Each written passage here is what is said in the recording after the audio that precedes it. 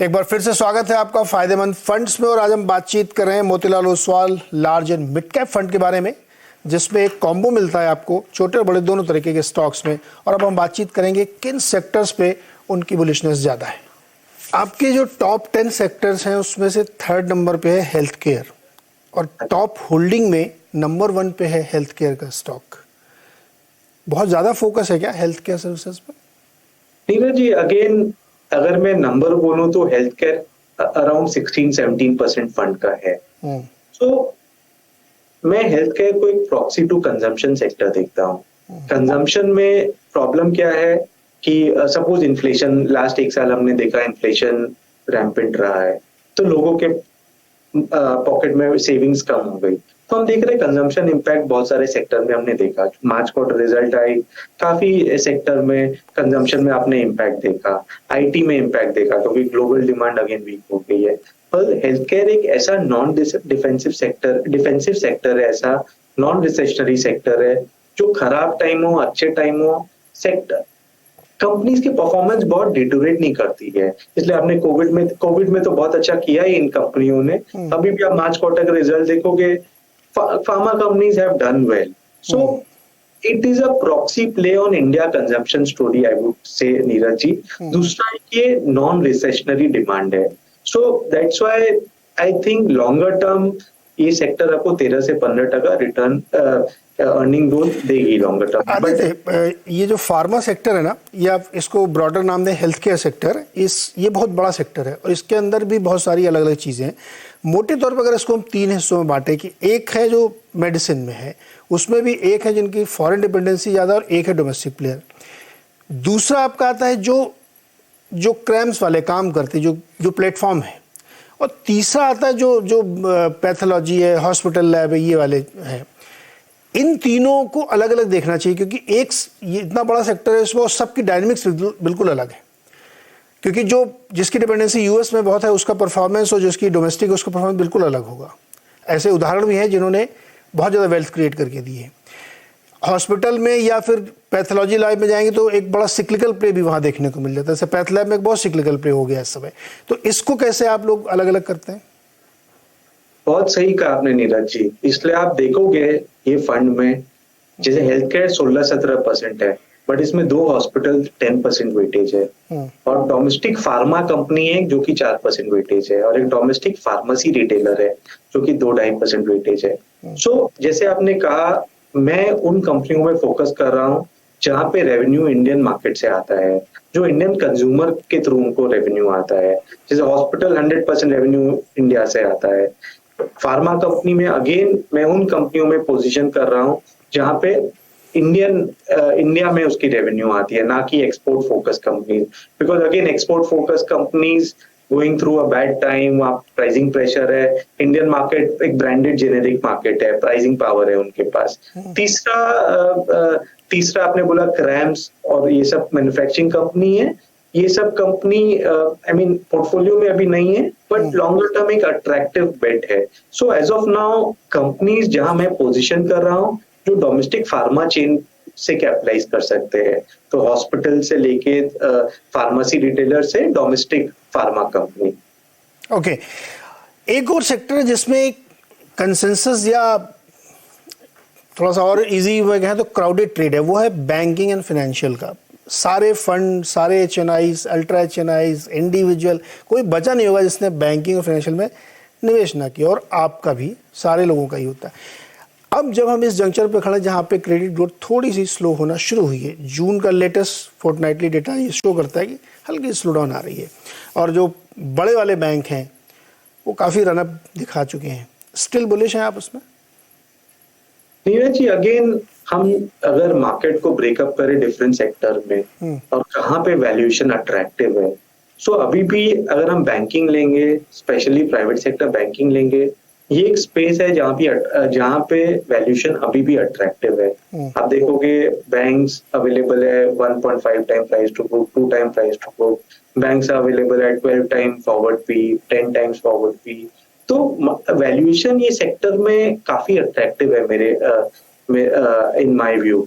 And fundamental हम credit cycle देखेंगे, balance sheet today balance sheet of banks is the best they have been in the last 10 years. So we are not seeing any stress as of now.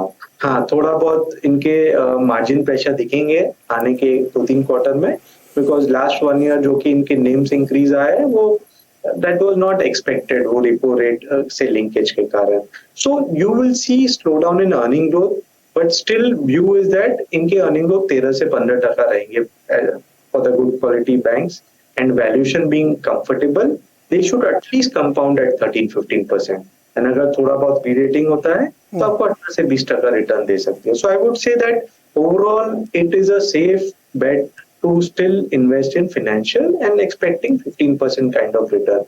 But Neeraj ji, आप देखोगे अगर fund आप 6 महीने पहले उठा के देखते तो exposure to banking would have been more. तो लास्ट 3-4 महीने में हमने बैंकिंग से थोड़ा एक्सपोजर कम किया है because of the same reason आपने कहा कि थोड़ा बहुत मार्जिन प्रेशर आ सकता है. तो मे बी अब ये सेक्टर में आपको 25-30% रिटर्न नहीं बनेगा, मे बी 15% रिटर्न बन सकता है. एग्जैक्टली मैं उसको देख भी रहा हूँ कि आप एक टॉप बैंक आपके एग्जिट लिस्ट में शामिल है. उस एग्जिट लिस्ट में कुछ एक लीडर्स से भी आप बाहर निकल गए हैं, वो रीजन क्या है? मैं जैसे कैपिटल गुड्स में या कंजम्पशन जो डेली लाइफ कंजम्पशन की है, या एक बहुत ही super specialised capital goods company है, उसमें से आपने एग्जिट ले लिया? नहीं, देखिए sir, leader is a qualifying criteria. Leader is not, being a leader is not a necessary. ऐसा नहीं है लीडर है तो मैं उसको लूंगा ही, क्योंकि बहुत सारे स्पेसेस है मार्केट में. मैं सबके लीडर्स तो नहीं ले सकता हूँ ना. So looking at the fundamental, looking at the outlook of earning growth, looking at कहाँ वैल्यूएशन है आज के दिन, लुकिंग एट कैसा स्टॉक किया है लास्ट 12-18 महीने में. सो अकॉर्डिंगली जब आप स्टॉक्स में थोड़ा मूवमेंट करते हो, बट लीडर तो बहुत सब सेक्टर में लीडर है, बट सब सेक्टर के तो लीडर नहीं रख सकते हैं ना फंड में अपने. ओके, आईटी में आप अंडरवेट क्यों हैं अभी भी? अगेन नीरज जी, जैसा मैंने अपने ओपनिंग कमेंट में दिया, that global economies still going through pain. अभी भी वहां पे इन्फ्लेशन 4.5-5% इन्फ्लेशन है, but those economies are used to 2% inflation. अभी भी वहां पे रेट इंक्रीज साइकिल खत्म नहीं हुआ है. There could be one more rate hike in June. So वो सब डेवलप मार्केट इकोनॉमीज में अभी तक पेन हमें दिखा नहीं है. सो मेरा मानना है कि अगले 1-2 क्वार्टर में आपको फंडामेंटल थोड़े डिटोरेट होते हुए दिखेगा ग्लोबल इकोनॉमी में. एंड आईटी जो कि 100% 80-90% 90% रेवेन्यू डेवलप मार्केट से आता है, will not be immune to that.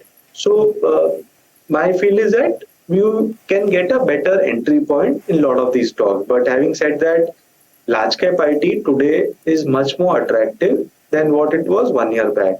तो आप देखोगे दैट आईटी में मैंने अंडरवेट, पहले 700 बेसिस पॉइंट अंडरवेट होता था, तो आज के दिन अंडरवेट 3-4% ही है. तो मैंने 3-4% एक्सपोजर आईटी में बढ़ाया है, क्योंकि लार्ज कैप आईटी अभी भी लगता है. Even though mid cap IT I find the valuation too high at this juncture and they are not pricing in frenzy. वहां पे मिड कैप आईटी में फ्रेंजी है, इसमें कोई शक नहीं. आदित्य, एक लास्ट क्वेश्चन आपसे. बहुत सारे लोग हम लोगों से भी सवाल पूछते हैं कि अगर वो एआई थीम वाले स्टॉक को खरीदना चाहें तो हमारा तो समझ में नहीं आता मैं कौन सा बताऊं. इंडिया में तो कुछ मुझे नहीं समझ आता. आपका इस फंड का अगर कोई इन्वेस्टर है पोटेंशियल, तो आप लोग उस थीम को कैसे गेज करेंगे? आपका कहना बिल्कुल सही है Neeraj ji. As of now अगर इंडिया में आपको एआई थीम खेलना है तो है ही नहीं स्टॉक आपको खेलने के लिए, तो आपको ग्लोबल स्टॉक लेने पड़ेंगे. ग्लोबल मार्केट में यूएस में काफी स्टॉक्स है जिस आप खेल सकते हो एआई थीम. तो to capitalize on that opportunity only हमने 3-4 महीने पहले अप्रूवल लिया है कि up to 10% of fund we can invest in international securities. But due to some limit in terms of AMC, कितना एक्सपोजर बाहर की कंपनी में ले सकता है as an AMC, limit available नहीं है, तो हम नहीं ले सक रहे हैं. But as of now pure play AI खेलने के लिए I don't think so there are stocks in India. तो वो आपको खेलना है तो आपको इंडिया के बाहर ही लिस्टेड कंपनी में लेना पड़ेगा स्टेक.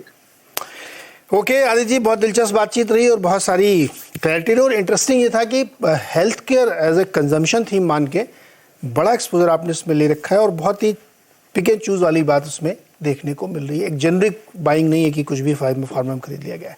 आदित्य जी बहुत बहुत शुक्रिया हमारे साथ जुड़ने के लिए। और जो लोग भी इस शो को देख रहे हैं वो इस फंड को देख सकते हैं, अगर उनका मन करे, उनको समझ में आए तो वो इस पर निवेश भी कर सकते हैं। बहुत बहुत शुक्रिया हमारे साथ जुड़ने के लिए। Thank you Neeraj ji.